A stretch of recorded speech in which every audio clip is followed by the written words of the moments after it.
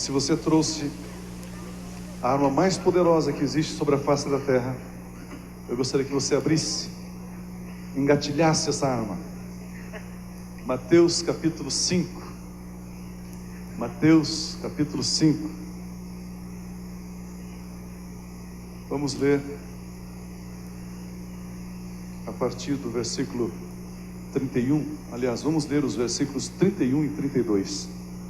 Mateus capítulo 5, versículos 31 e 32. Na verdade, nós começamos a semana passada a ministrar este tema, este assunto. E na verdade nós queremos enfocar o quão eterno é o amor, o quão sublime é o amor. Por isso nós colocamos como nosso título, o eterno amor. E nós abordamos a semana passada alguns pontos e queremos hoje avançar mais um pouco neste assunto. Mateus capítulo 5, versículos 31 e 32, a palavra de Deus diz assim ao seu coração: também foi dito, aquele que deixar sua mulher, dê-lhe carta de divórcio. Eu, porém, vos digo que qualquer que repudiar sua mulher, a não ser por causa de infidelidade conjugal, faz que ela cometa adultério, e aquele que casar com a repudiada, comete adultério. Falando desse assunto de relacionamento, de matrimônio, de vida conjugal, nós abordamos na semana passada, na ministração anterior, as três divisões sobre este assunto divórcio. Nós falamos sobre o que Moisés, sobre o que a lei ensina sobre o divórcio, sobre o que os fariseus, escribas, doutores da lei, os saduceus, eles ensinavam sobre o divórcio, e também sobre o que o Senhor Jesus ensina sobre o divórcio. Nós falamos sobre esses três pontos, ministramos a respeito. Se você não esteve aqui a semana passada, é só pegar a fita de cassete ou o CD, ou então a fita de vídeo, e você poderá ter toda essa exposição que nós fizemos na semana passada. Mas nós chegamos num ponto sobre o propósito do casamento, porque Deus estabeleceu e instituiu o casamento, e abordamos sobre Mateus 19, onde ele fala: deixará pois o homem, o seu pai e a sua mãe, e unir-se à sua mulher. Falamos da necessidade, da importância desse deixar pai e mãe e unir-se à mulher. E falamos também sobre o poder da concordância, o poder da unidade. Na verdade, sobre a concordância e unidade, nós apenas iniciamos este ponto, e hoje nós queremos avançar, queremos explorar um pouco mais esse assunto a respeito da concordância, da unidade. O próprio Senhor Jesus diz em Mateus capítulo 18, que se dois concordarem a respeito de qualquer coisa na terra, esse qualquer coisa fala do reino de Deus, qualquer coisa pertencente ao reino de Deus, o Pai Celestial vai conceder. Nós podemos ligar e desligar. Então, na verdade, esse texto fala da importância da unidade, e a unidade do casamento, ela é muito poderosa. A unidade do casamento, na verdade, ela é a agência mais poderosa sobre a face da terra, porque no casamento pode-se concordar no físico, no corpo, pode-se concordar na alma e pode-se concordar no espírito, na alma e no corpo. Existe aqui um tripé, uma base muito sólida para se construir a unidade, para se construir a concordância. Se a unidade não for no físico, na alma e no espírito, o casal ele não estará em concordância. Alguns casais concordam no espírito, mas não concordam nem na alma nem no corpo. Outros concordam na alma e no espírito, mas não concordam no corpo. Outros concordam no corpo e na alma, mas não concordam no espírito. Isso não é unidade. Não tem como ligar e desligar. Não tem como promover a manifestação do poder de Deus, do reino de Deus sobre a terra, sem que esta concordância seja nas três áreas, nos três pontos. Nós queremos então abordar esses três aspectos aqui, sobre a concordância do espírito, da alma e do corpo. Quando nós falamos sobre concordar no espírito, nós precisamos concordar em alguns aspectos, alguns princípios que se fazem fundamentais nesta concordância. Primeiro, concordar espiritualmente significa ter um só Deus.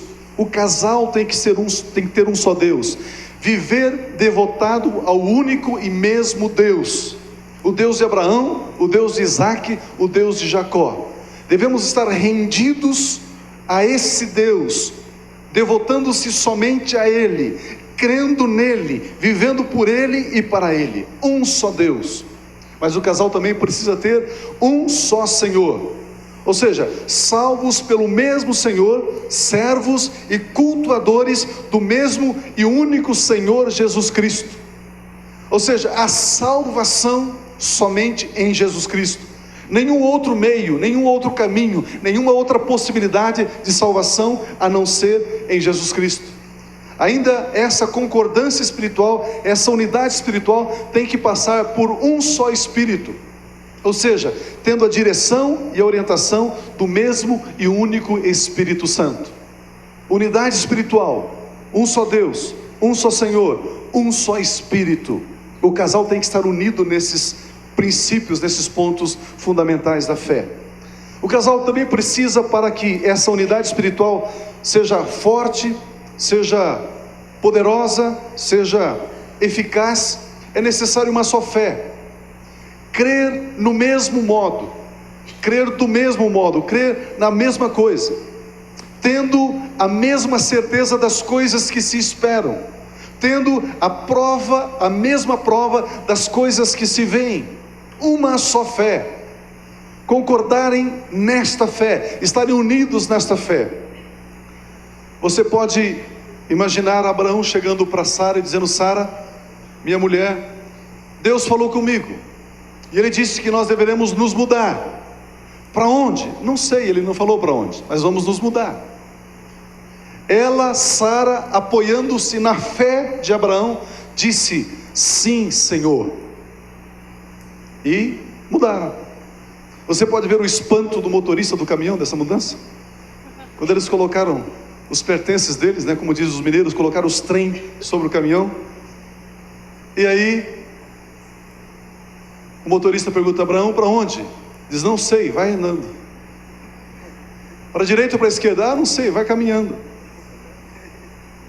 E ele olha para Sara e diz: Sara, para onde? Ah, não sei, só acelera, caminha, vamos em frente.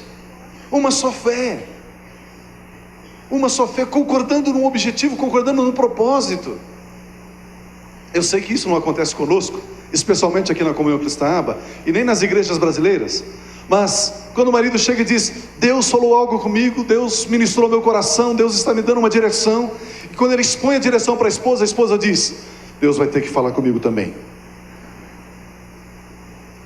Percebe que a esposa tenta emparedar Deus? Deus vai ter que.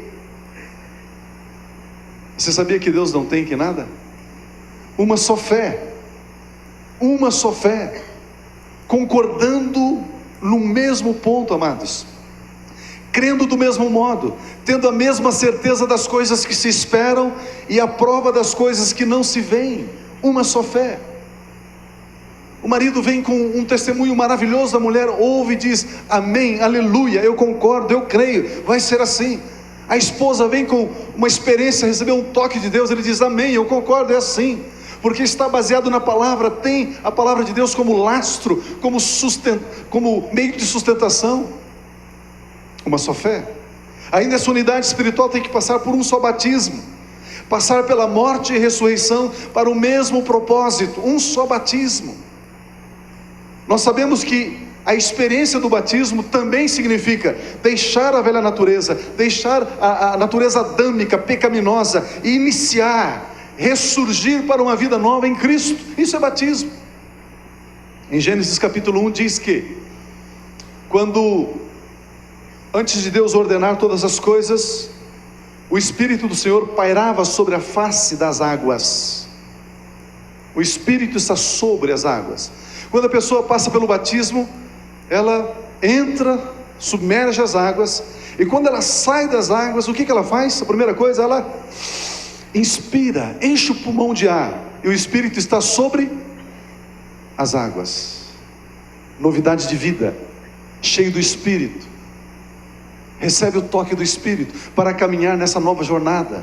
Um só batismo, a mulher nesse batismo, o marido nesse batismo, morreram juntos para as mesmas coisas e ressurgiram juntos para essa novidade de vida, unidade espiritual. Um só batismo, um só corpo. ter o mesmo cabeça que é Cristo, estar batizado no corpo que é Cristo, estar ligados na igreja de Cristo Jesus. Não estou falando de denominação, estou falando da igreja do Senhor Jesus. Da igreja do Senhor Jesus. Senão o que acontece? Eles terão duas cabeças, bicéfalos. Ela segue um cabeça e ele segue outro cabeça. Como pode ser isso? Que vitória haverá nesse relacionamento? Nenhuma, impossível. Então, ter um só corpo, estar inseridos na família de Deus, e não mais como forasteiros e aventureiros e peregrinos sobre a terra, mas estarão sendo edificados sobre os fundamentos dos apóstolos e profetas, serão formados como edifício para a morada de Deus em espírito, um só corpo, família de Deus, pertencentes à família de Deus, o reino de Deus. É necessário concordar também na alma. Esses são passos e princípios para se concordar no espírito, mas é necessário concordar na alma. A alma é composta pela mente, pela vontade e pelas emoções. Mente, vontade e emoções é igual à alma. A soma desses três elementos, a resultante é a alma: mente, vontade e emoções. Precisamos concordar na mente, pensar a mesma coisa, ter o mesmo parecer. A mente unida, ela não discute, ela não se dicotomiza, ela não se divorcia. A mente unida, ela caminha para a mesma direção, para o mesmo propósito, para a mesma vontade e querer de Deus. Ter a mesma mente, ter a mesma vontade, desejar, ambicionar os mesmos alvos. A vontade de um é ver a vontade do outro realizada. Você pode imaginar que sublime, que lindo é isso? A mulher ter a vontade dela inclinada para a realização da vontade dele, do marido. O marido ter a vontade dele inclinada para a realização da vontade dela, da esposa. Amados, que coisa fabulosa, que coisa divina. Qual é a vontade da esposa? Ver o desejo do meu marido alcançado, cumprido. Qual é o desejo do esposo? Ver o desejo da esposa realizado, alcançado, cumprido. Que fantástico, que maravilhoso. Precisa ter também uma concordância nas emoções. Ela gosta do que ele gosta, e ele gosta do que ela gosta. Unidade nas emoções. Do que ela gosta? Ah, eu gosto também. Do que ele gosta? Ah, eu gosto também. Percebe? Acabaram-se os problemas. Eu não tenho que, na queda de braços, convencer a minha esposa, e ela não tem que me convencer. Eu já sou convencido a ela. Ela já é convencida a mim. Pronto. Já caminhamos, já está resolvido. Não vamos discutir. O que você quer? Eu quero isso. Tá bom, também quero. Pronto, resolveu-se. Não é maravilhoso? Não é como um jardim regado, não é como um jardim florido, cujas águas nunca faltam. Não é como um óleo precioso sobre a cabeça de ambos. Não é como pasto verde, como águas tranquilas. Mas é necessário também concordar no corpo, é concordar no físico. Amados, a unidade física é tão forte que ela gera uma nova vida, ela gera um novo ser. É necessário concordar.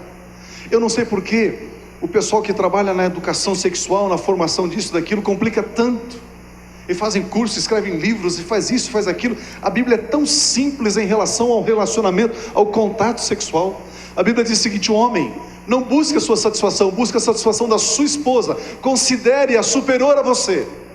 Esposa, não busque a sua satisfação, busque a satisfação dele e do seu esposo. Pronto. Acabaram-se os problemas de relacionamento sexual. Mas o homem, muitas vezes, como, sei lá, um animal irracional, ele pensa nele. Ele quer a sua satisfação. E sabe quando que haverá uma unidade no relacionamento sexual do casal? Nunca. Porque não é assim que Deus estabeleceu. Deus estabeleceu para que ele se preocupasse com ela e ela se preocupasse com ele. Pronto, está resolvido.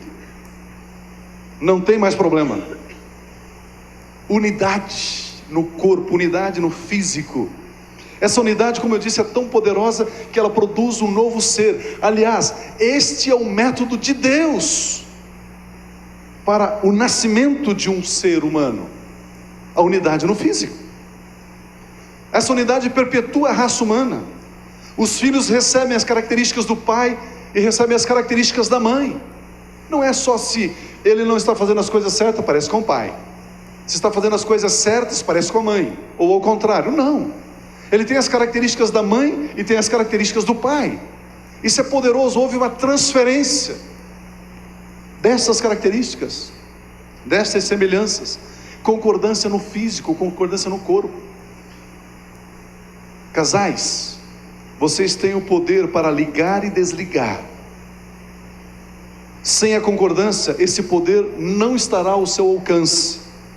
Com a concordância, haverá a vitória material na sua vida, haverá a vitória espiritual na sua vida e haverá a vitória emocional na sua vida. Com a concordância. Concordem no espírito, concordem na alma, concordem no físico, e vocês terão autoridade para ligar e desligar, terão poder para ligar e desligar. O diabo, ele luta contra o matrimônio, porque ele sabe do poder da unidade do casamento, ele sabe do poder da unidade do matrimônio. O diabo quer destruir os lares, ele quer dividir os lares, ele quer colocar discórdia nos lares, ele quer colocar medo, dúvida, insegurança nos lares, para que não haja unidade. E não havendo unidade, o diabo não terá adversário. Mas havendo unidade, o lar não terá adversário, que o diabo não será páreo para um lar unido, para um lar coeso, para um lar estabelecido na palavra de Deus. Irmãos, unam-se logo, rapidinho. Essa semana resolva isso. Comece a caminhar em unidade, para poder alcançar tudo que Deus tem para você. Una-se logo, rapidinho, comece a concordar logo. Abra mão de tudo que você tinha que abrir mão já logo, para você poder alcançar o tudo que Deus tem.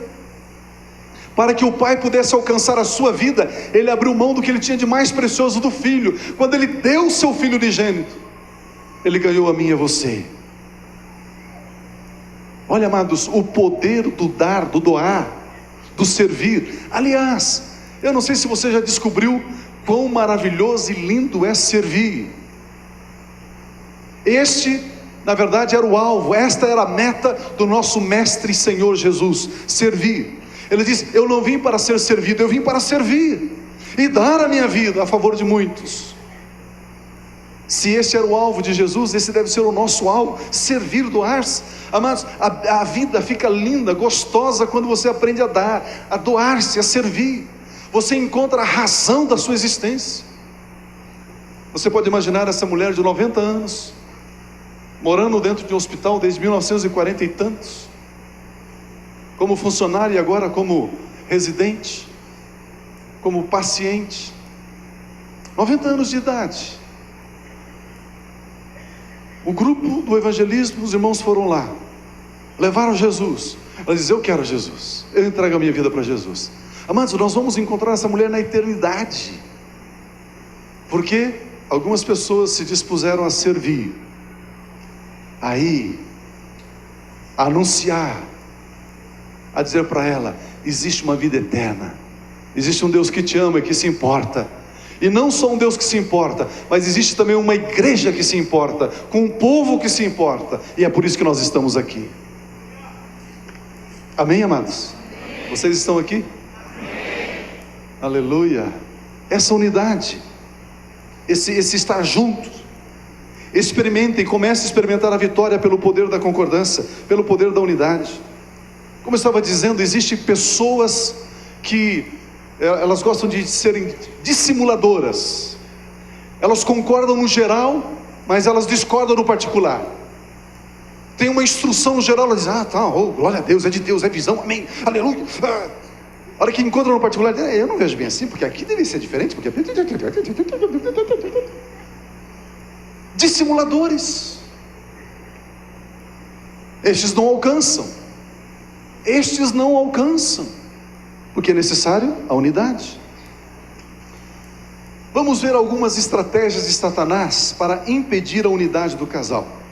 Você que está anotando a sequência aí, esse é o quarto ponto: impedimentos para a unidade do casal.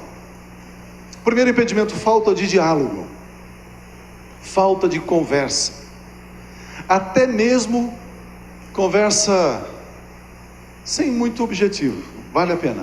Converse. Fale da flor, do cachorro, do gato, do vizinho, do som alto do vizinho. Converse.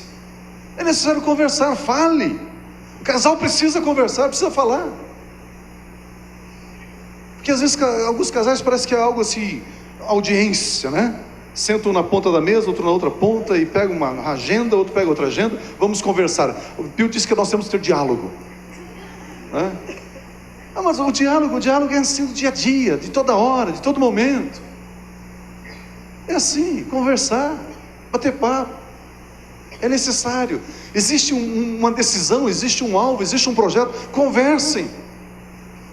Converse. A Rosa está aqui olhando para mim, ó, linda e sorridente. A Rose sabe que eu não tomo decisões sem ela concordar comigo. Eu não caminho. Eu estou até orando por um alvo. Eu já apresentei para ela de umas 3 formas, 3 anos diferentes. Ela disse não, não e não. Eu falei, Deus, é tão bom. Nós estamos querendo uma concordância. Que havendo a concordância nesse projeto, nós estamos conversando, existe um diálogo a respeito.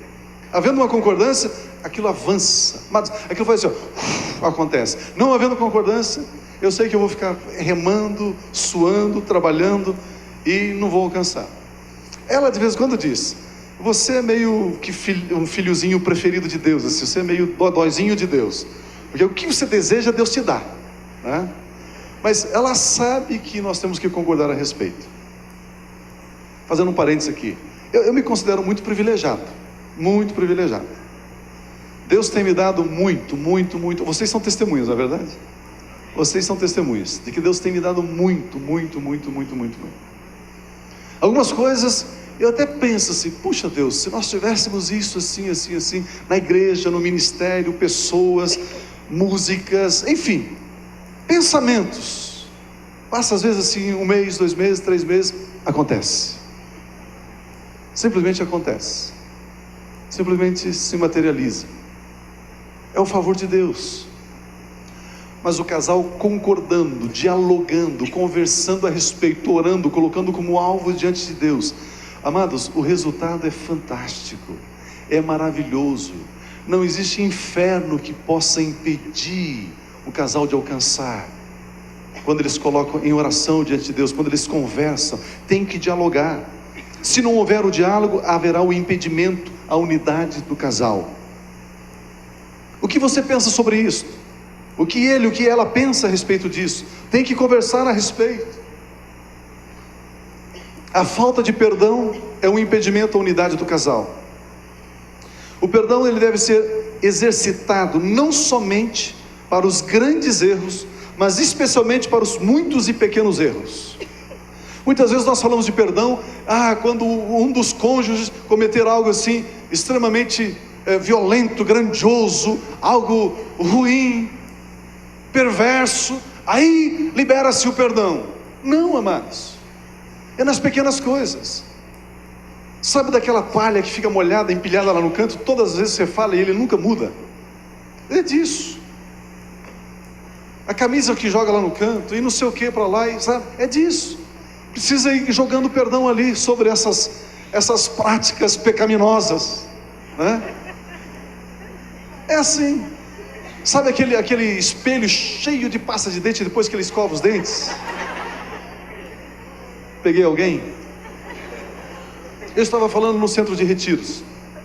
Não sei quantos estiveram lá, acho que na última integração. Falei, no centro de retiros eu não entendo as pessoas. É um banheiro coletivo, é um quarto coletivo. Portanto, eu tenho que me comportar para não perturbar o meu irmão. De vez em quando alguém resolve escovar os dentes assim. E aquilo, o espelho fica, você olha assim, ó, né? Não consegue se ver no espelho. Será que a pessoa não nota que ela deixou a pia cheia de pasta, cheia de cabelo, toda molhada, toda... E precisa exercitar perdão. O marido faz isso em casa. Ou às vezes a marida também faz, né? A mulher não faz porque a mulher lava, ela cuida, ela organiza, ela administra e tal. Então esses detalhes são importantes. Mas o homem às vezes simplesmente deixa lá. Se você viajar comigo e ficarmos no mesmo quarto de hotel, e eu entrar no banheiro para tomar banho antes de você, você nunca vai entrar depois de mim e pegar a pia molhada, nunca. Você vai entrar ali e o banheiro vai estar limpíssimo para você usar. Limpíssimo. É assim. Vai estar limpo. Você não vai encontrar um fio de cabelo na pia. Não vai encontrar. Eu tenho bastante ainda.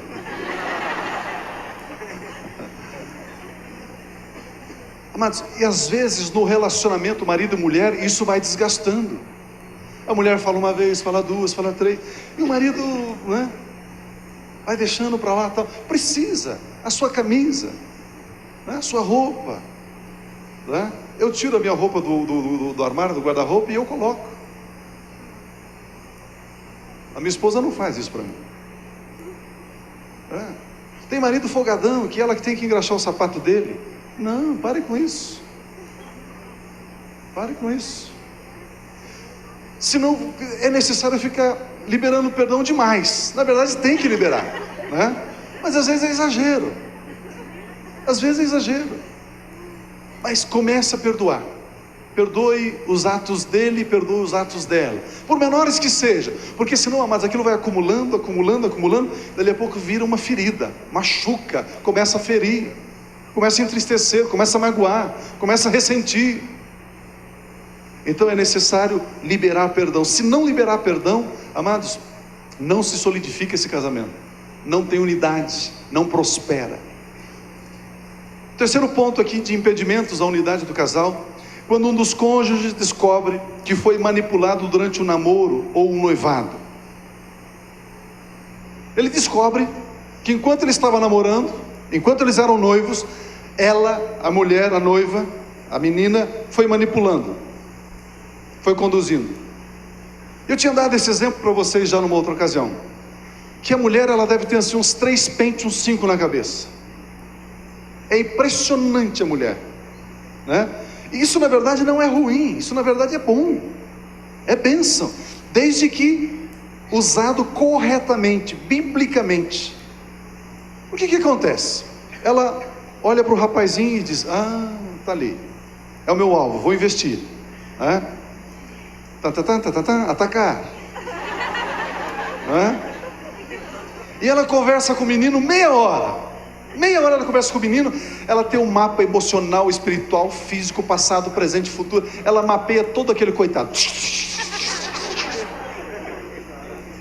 ela mapeia ele por completo, e ela sabe dali para frente a hora que ela deve apertar, a hora que ela deve afrouxar, a hora que ela deve ser dura, a hora que ela deve ser mansa.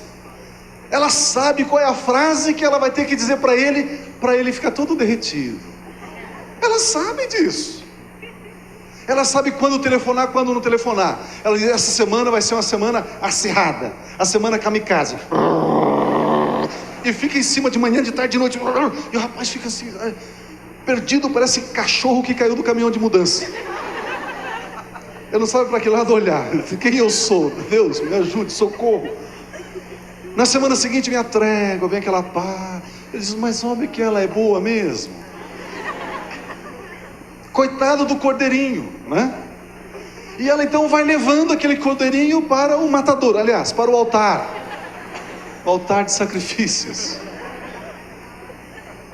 E aí casam-se.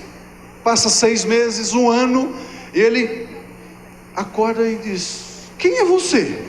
O que eu estou fazendo aqui? Por que eu me casei com você? Mas o que aconteceu? Mãe, socorro, mãe. E aí ele descobre que ela manipulou ele, que ela conduziu ele. E agora, para sustentar esse casamento, as irmãs sabem do que eu estou falando. E para sustentar esse casamento agora, que colheita amarga. Agora ele bota as mangas de fora e diz: vai ser do jeito que eu quero, eu que mando aqui agora. agora é meu turno, é o segundo tempo, agora sou eu que vou dar as cartas. E aí? Quão difícil é. E ao contrário também é verdade, amados. Alguns rapazes que vão conduzindo, né, coitadinha da moça, né? E vai levando, eu pensei um negócio que eu não vou dizer. E vai conduzindo e vai levando, e vai conduzindo e vai levando. De repente a moça se casa e diz: mas eu casei com ele, por que eu casei? O que houve? E ele simplesmente foi manipulando a situação. E esse é o meu caso, o que eu faço agora? Se você foi a manipuladora, você tem que expor agora para o teu esposo e dizer o seguinte: olha, eu fiz isso. Eu confesso como pecado e eu preciso do seu perdão. Me perdoe. Eu não fui clara, eu não fui legítima, eu não fui verdadeira consigo. Me perdoe. Me perdoe. E o esposo também. Eu manipulei você, eu encobri verdades, existiam realidades na minha vida que eu simplesmente não disse para você. O rapaz já com a vida toda encrencada, problemas, dívidas, rolo, e simplesmente não avisa, não abre, não mostra para a noiva, para a namorada. Casam-se e aí estão ali naquela dificuldade, naquela situação horrível. Tem que abrir, confessar como pecado: pequei contra você, me perdoe, vamos estabelecer o nosso casamento, vamos edificar o nosso casamento nessa transparência, nessa clareza, nessa verdade, para que Deus venha nos abençoar.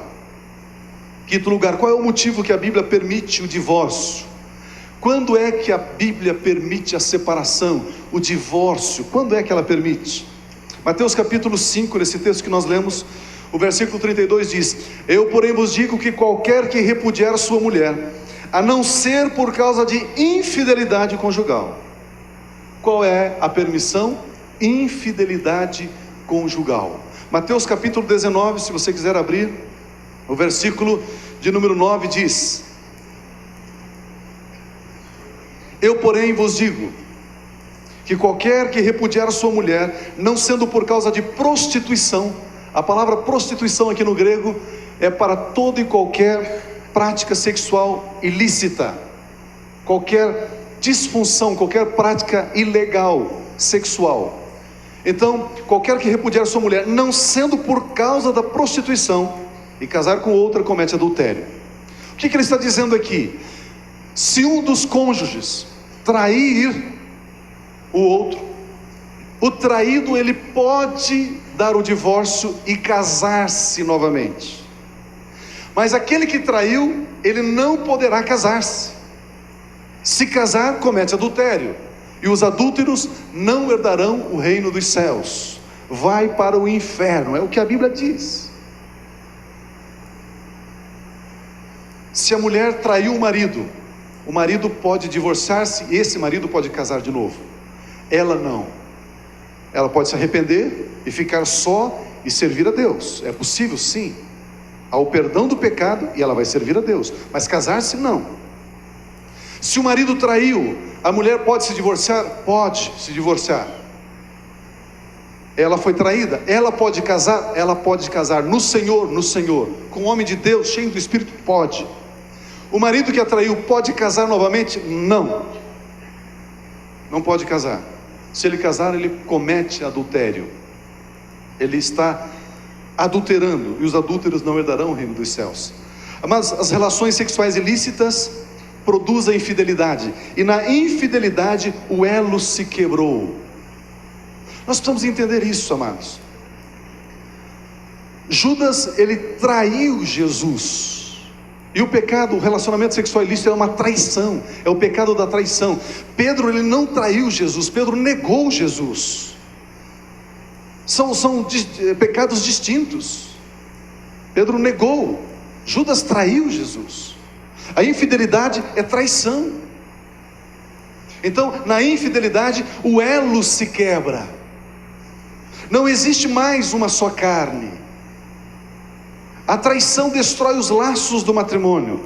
A parte traída, portanto, ela pode pedir o divórcio. Aqui, tanto o homem quanto a mulher. Na lei, somente o homem podia dar a carta de divórcio. Somente o homem podia repudiar a mulher. Mas agora, a mulher, ela pode pedir o divórcio e ela estará livre para casar-se novamente.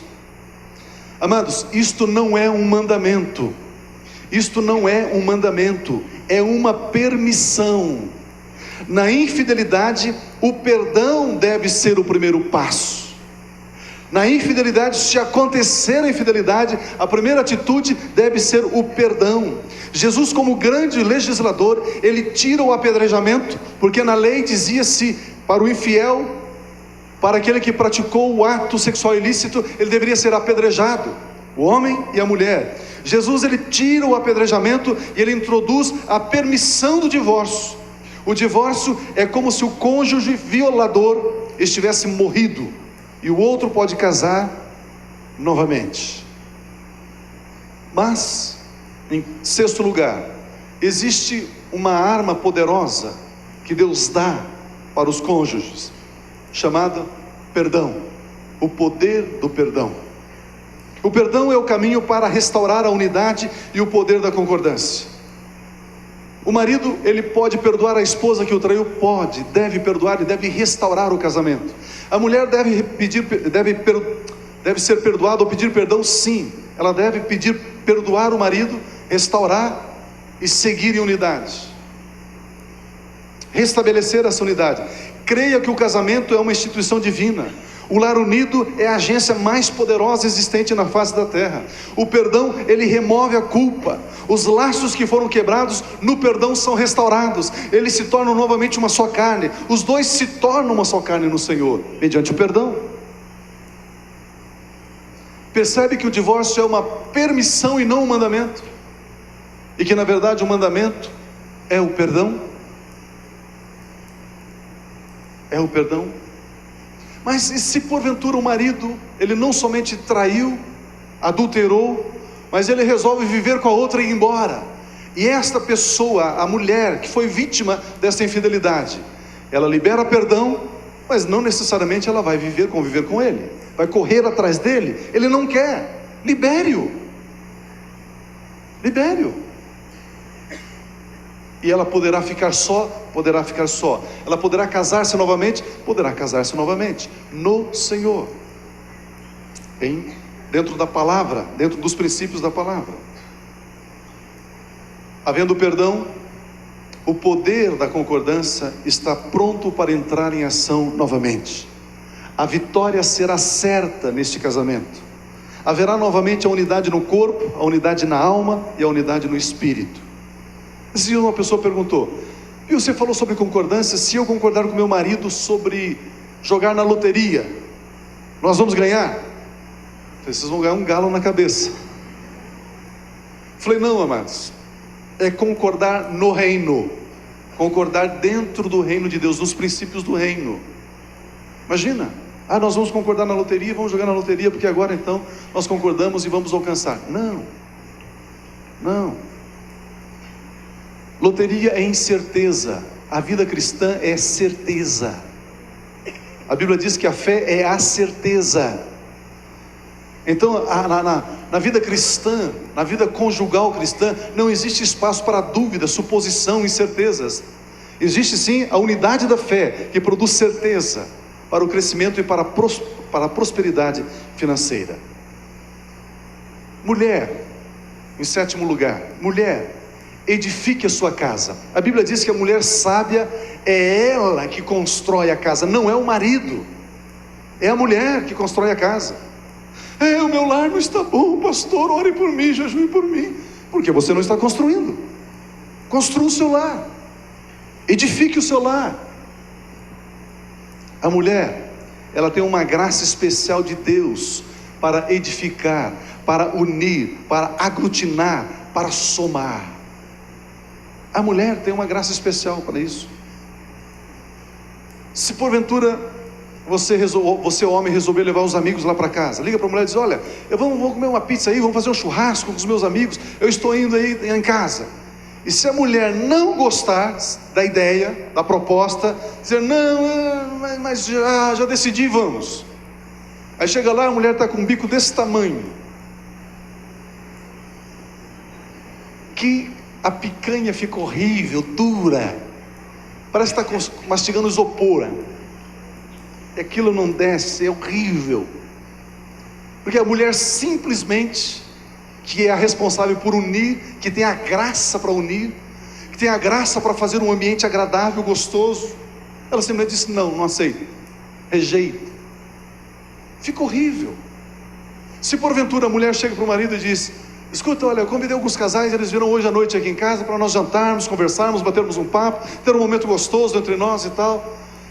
O marido diz: ah, tá bom. Mesmo que ele não esteja muito afim, a mulher consegue promover um jantar, uma reunião maravilhosa, maravilhosa, gostosa, alegre. E dali a pouco ela abre a geladeira e sai lá com uma sobremesa maravilhosa. Dali a pouco ela abre lá outra parte da geladeira e traz lá não sei o quê. Não é assim? Não é assim que funciona? É assim. Então a mulher tem uma graça para unir, a mulher tem uma graça para aproximar, a mulher tem uma graça para fazer reuniões, a mulher tem uma graça de Deus para isso, não o homem, a mulher. A mulher. Nós entendemos que o homem, ele tem a visão. O homem foi estabelecido por Deus para ter a visão, para discernir o propósito. O homem, ele gera forças e recursos para o cumprimento da visão. O homem. Mas a mulher é quem desenvolve esta visão. A mulher, ela faz da visão a sua missão. E ela então desempenha esta missão. A visão sem a missão é apenas um sonho. O homem tem a visão, mas se ele não tem a mulher para executar esta visão, ele tem apenas um sonho.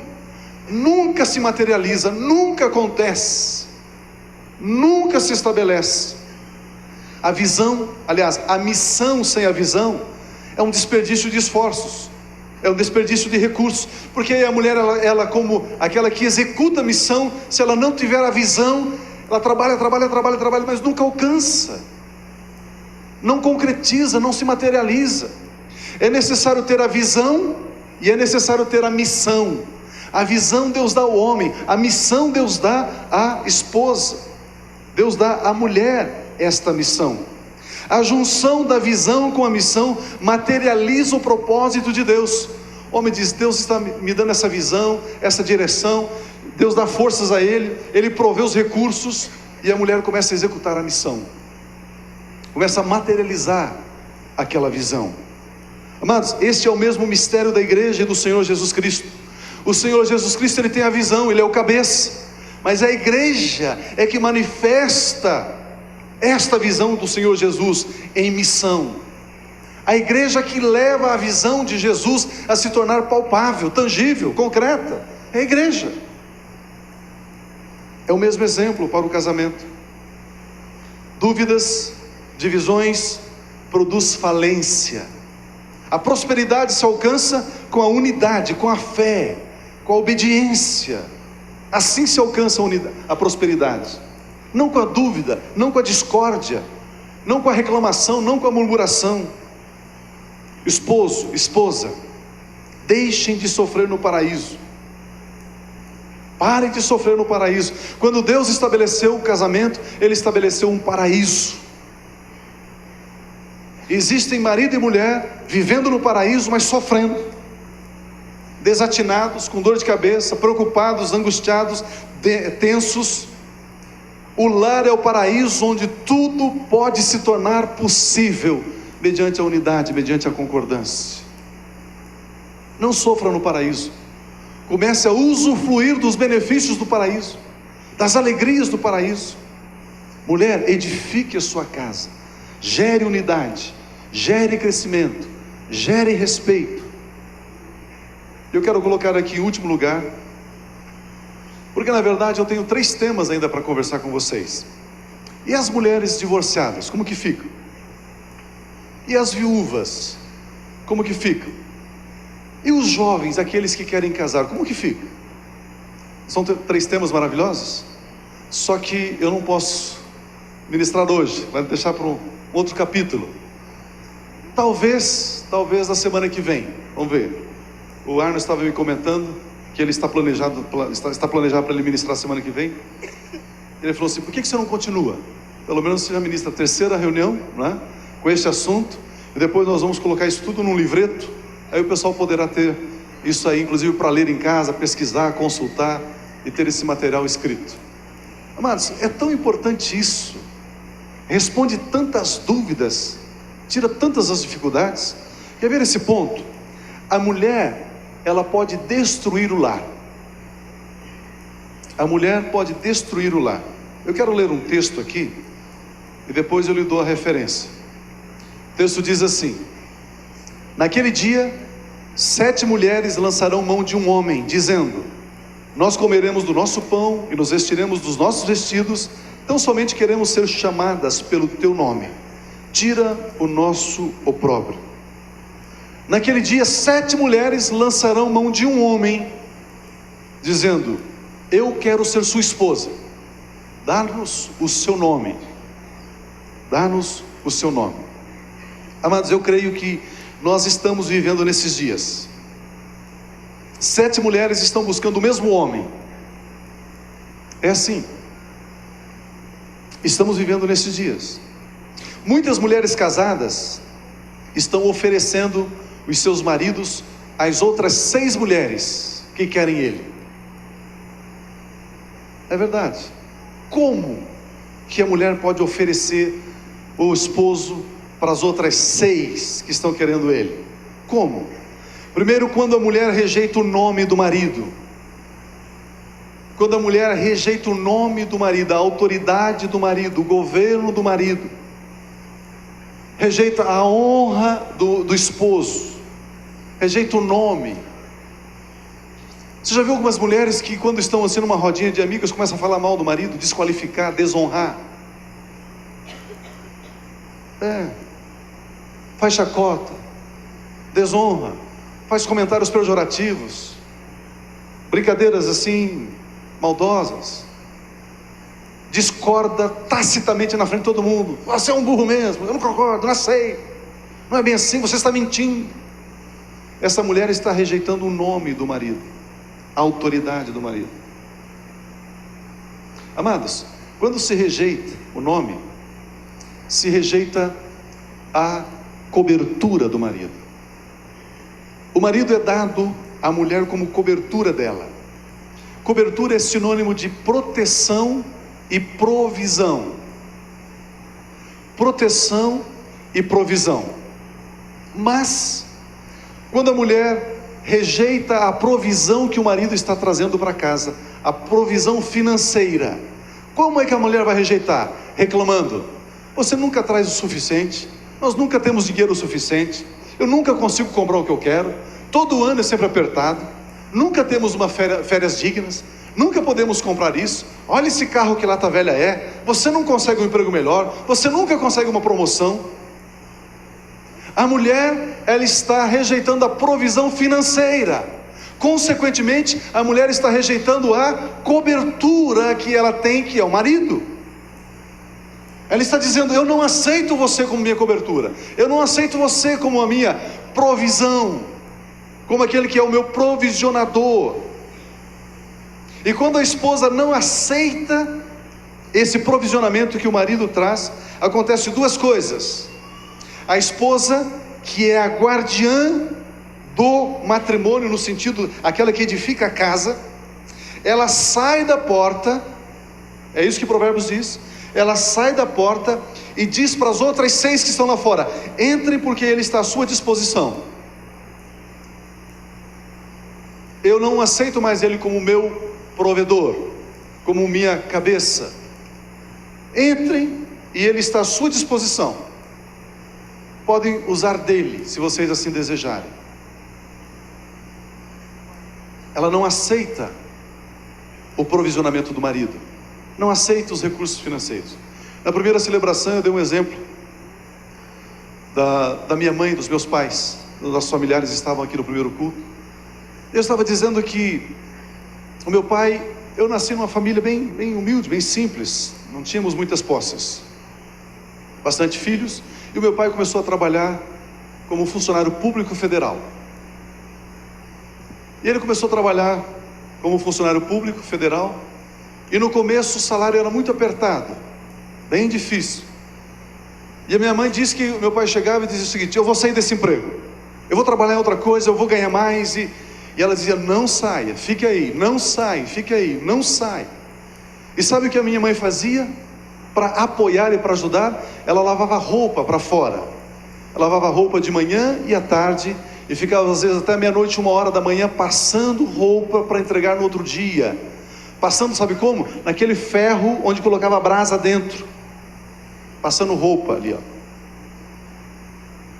Para poder ter um pouquinho mais de dinheiro, para o meu pai não se sentir angustiado, porque o salário dele não era suficiente para sustentar toda a família. Então ela simplesmente dizia: não, fique aí, fique, não saia, não saia, não saia do emprego.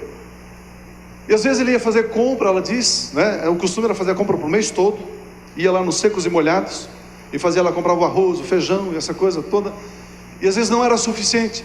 Ela dizia: ah, não tem problema, porque essa semana eu vou receber da fulana de tal, que ela tem, já faz uma semana que eu lavei roupa para ela, e aí eu vou lá e compro a diferença, eu compro o restante, compro o que precisa. Nunca murmurou, reclamando, dizendo o seguinte: você é um homem capaz, olha quantos filhos nós temos e você não consegue. Nunca. Ela apoiava e apoiava. A provisão que você está trazendo, meu marido, nós vamos nos adequar a ela. Eu vou concordar com essa provisão, não importa o valor que seja. É um salário mínimo, são 2 salários mínimos, nós vamos concordar com isso. Vamos começar a orar, vamos começar a buscar de Deus, vamos viver uma vida santa e reta diante de Deus, que Deus com certeza irá nos prosperar. Vai prosperar, está na palavra, amados. Não há prosperidade na murmuração, na reclamação, aí não haverá. Então, o seu esposo é a sua proteção e a sua provisão. Ele é a sua proteção e a sua provisão.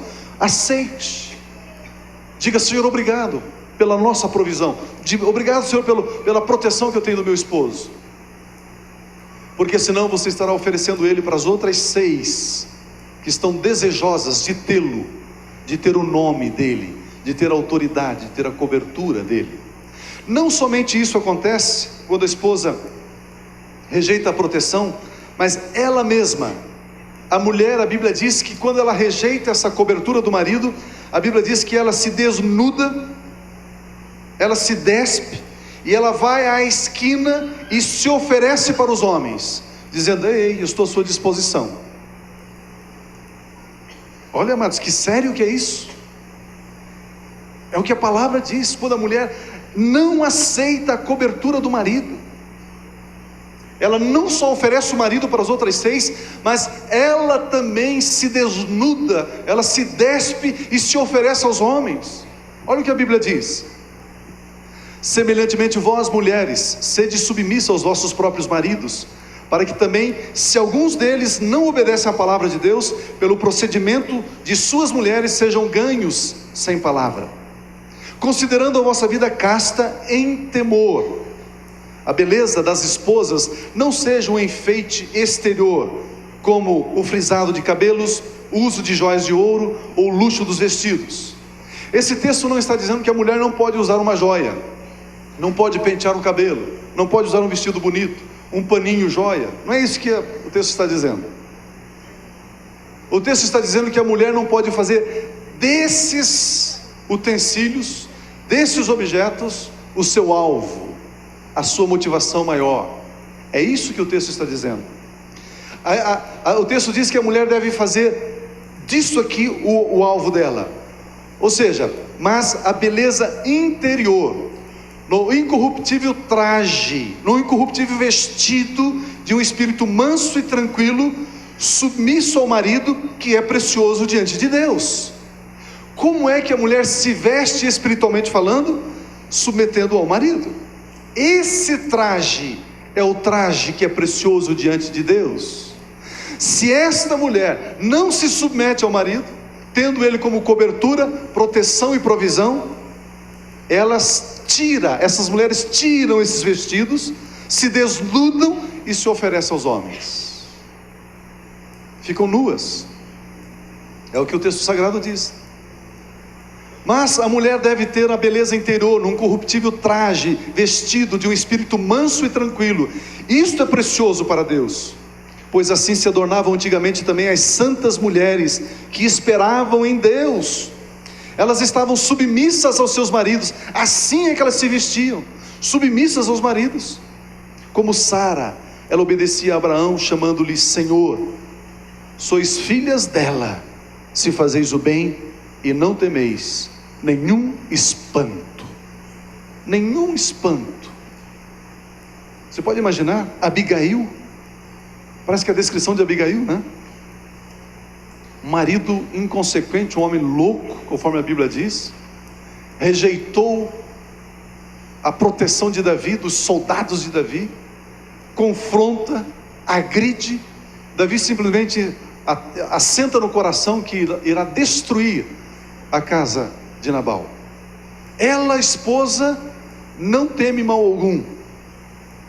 Ela simplesmente sai e traz o livramento para casa, traz a vitória para casa. Ela não temeu o mal. Esse é o vestido da mulher de Deus.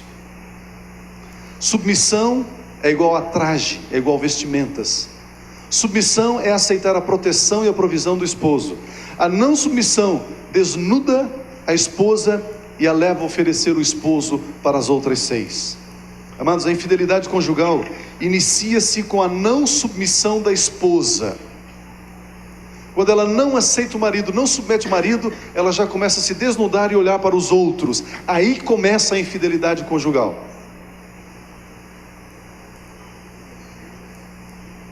Quando ela começa a reclamar do sustento, ela já está dando um passo para a infidelidade conjugal. É o que a Bíblia diz. Cuidado, não ofereça o seu esposo às outras 6. Aceite a provisão e a proteção que ele está trazendo para dentro de casa. Ame o seu esposo, caminhe em unidade, estabeleça esse vínculo da concordância e da unidade, e vocês terão nas mãos a chave poderosa, que é a chave da unidade do lar, da concordância do lar. E o que você ligar na terra será ligado nos céus, e o que você desligar na terra será desligado nos céus. Nós temos o caminho para o êxito, nós temos o caminho da vida. Nós devemos escolher, nós devemos decidir o que é que queremos. O que é que queremos? Eu vejo que se nós escolhermos a vida, escolhermos a unidade, escolhermos o lar, esse paraíso que Deus planejou, que Deus arquitetou, nós vamos alcançar, porque esta é